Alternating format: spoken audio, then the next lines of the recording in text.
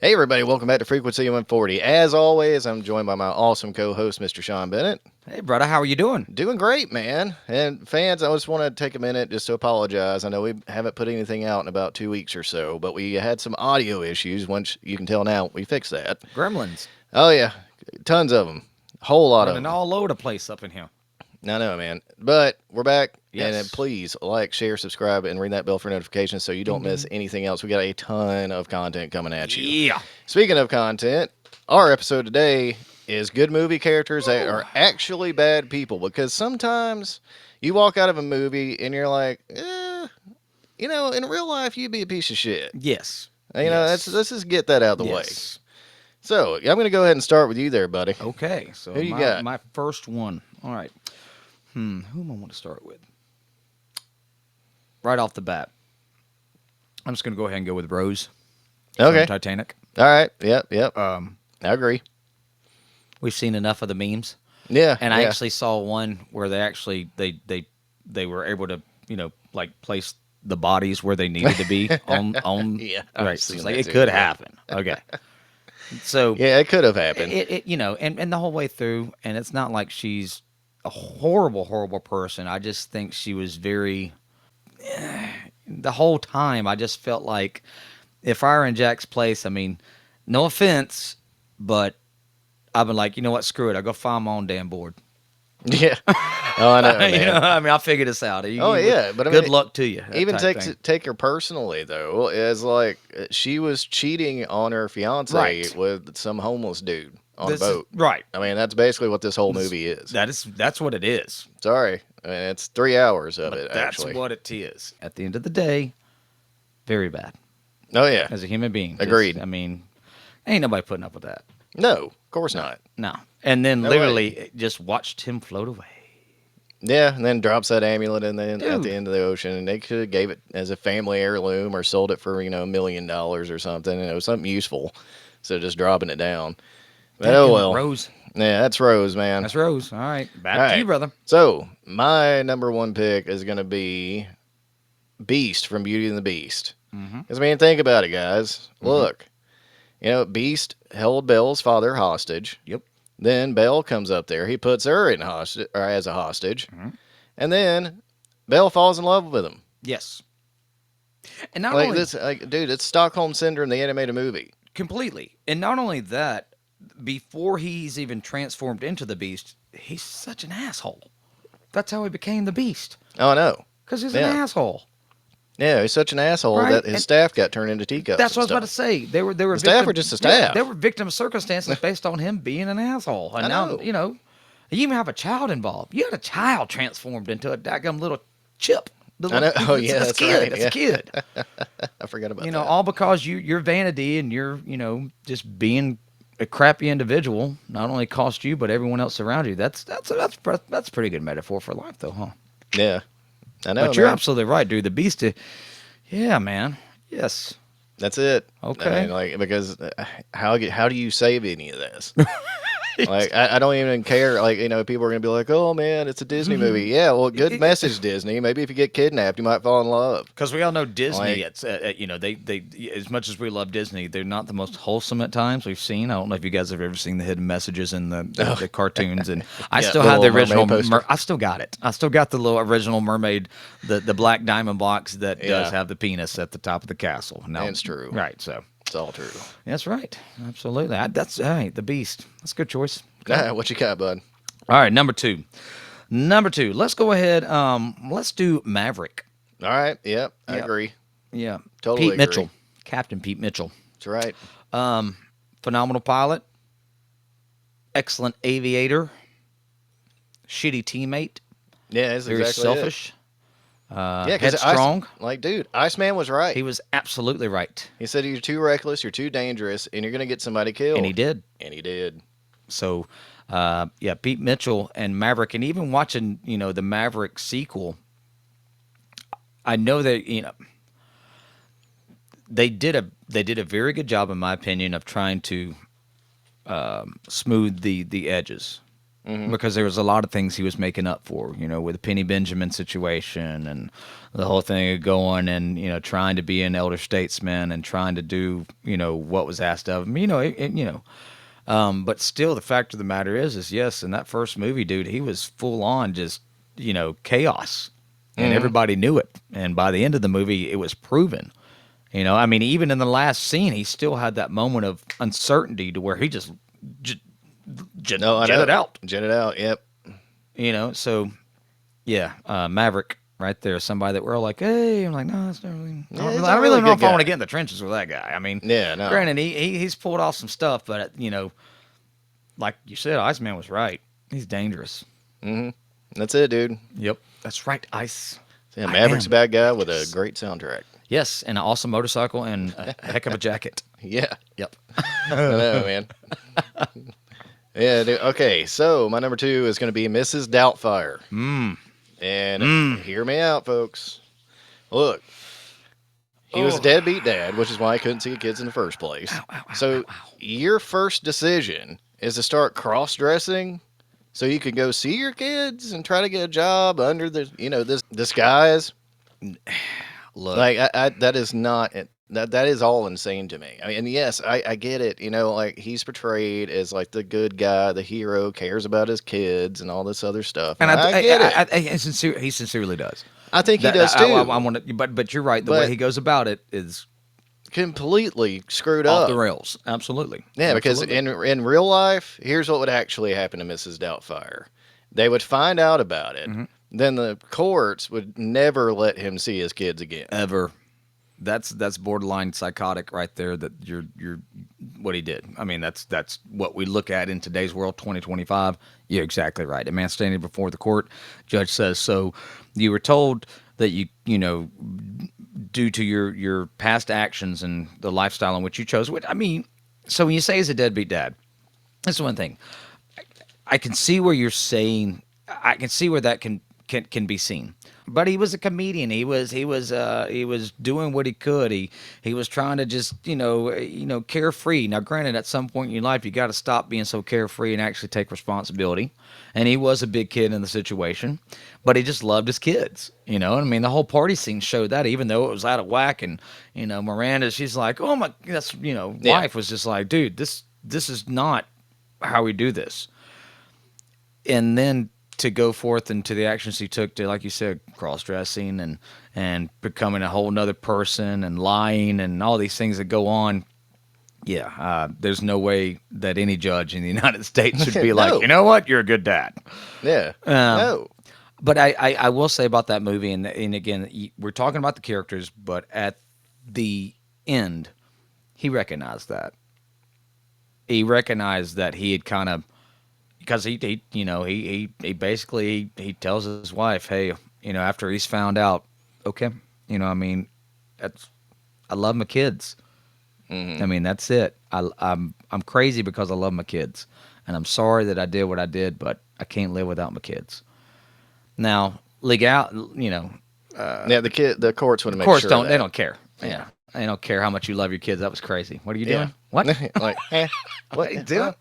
So yeah, I get you. It's a drive-by fruiting. That's a good one. Right? Yeah. Classic. All right, so back to me, huh? Yep. I'm going to go ahead and put mine down. And this has always been a big one for me. I first saw the movie in '84. First time I saw it, it changed my world because I'd always enjoyed martial arts. But once I saw this movie, I was signed up to my first karate class within the first week. I was Karate Kid. So Daniel LaRusso is a bad guy, guys. I mean, I appreciate how the new Cobra Kai series plays into that, allowing us to see that arrogance. Yeah. That, I'll do it my way. It doesn't matter who I hurt or what's going down. It's all about me. I mean, it shows that. It builds on that because that's basically what it is. He comes into town, doesn't know anybody, shows up on the beach, gets involved in a situation that has nothing to do with him at all. You got your soccer ball back. Just sit over there, let them talk out their issues. Because again, you were in town 2 days, sir. 2 days, sir. and you're trying to get in the middle of obviously something that's pretty intense here.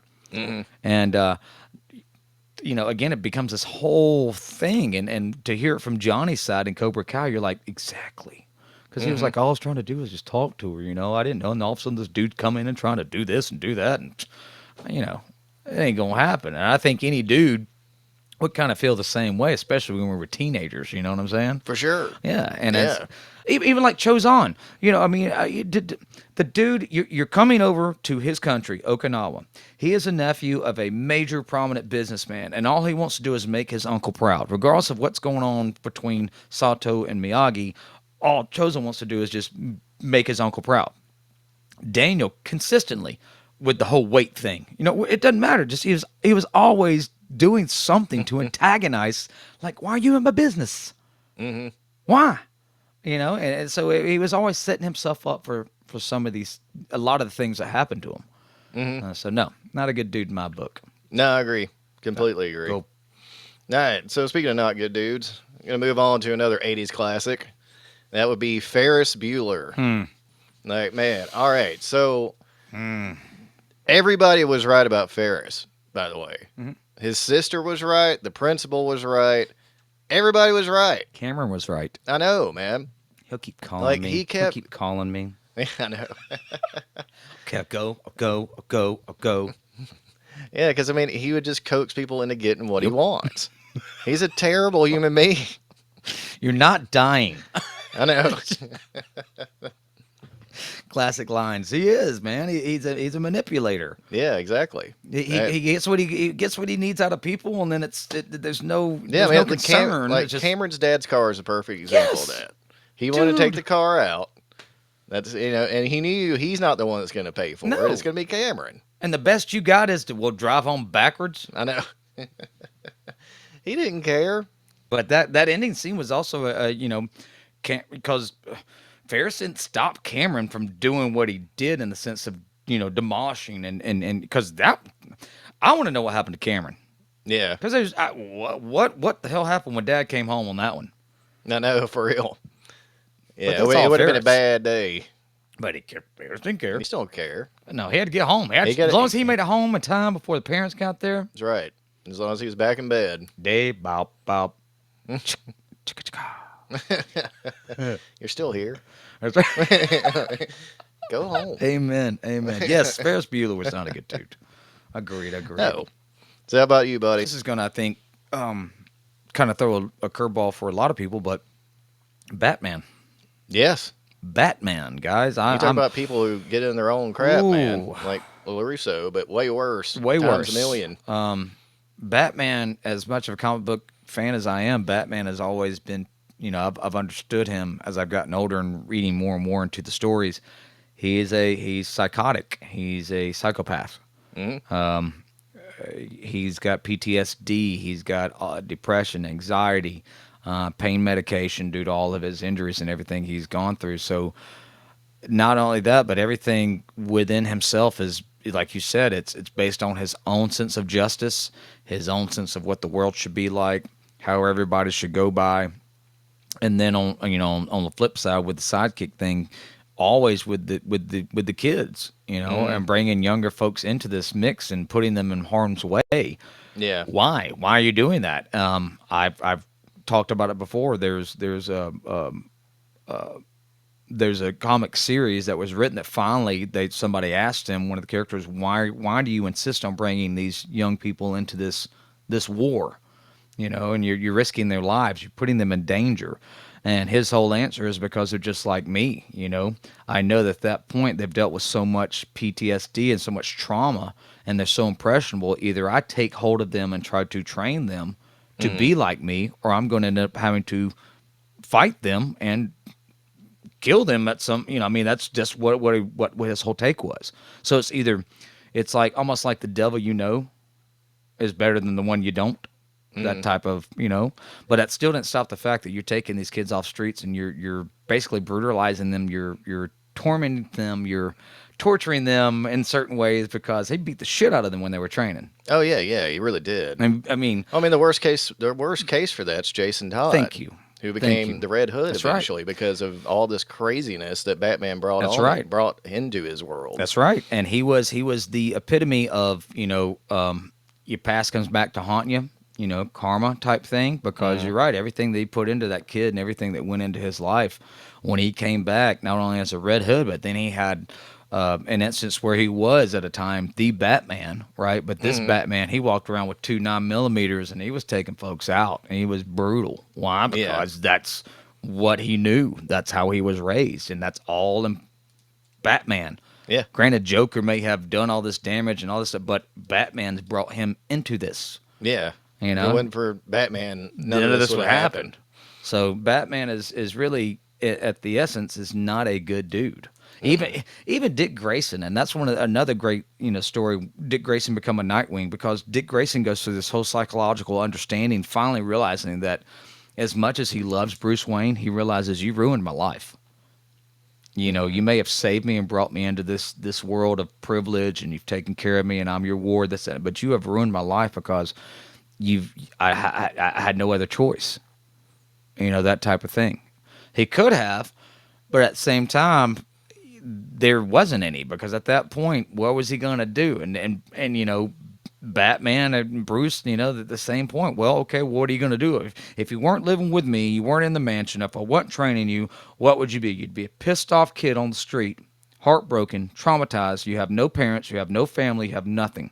What are you gonna do with that anger and all that rage?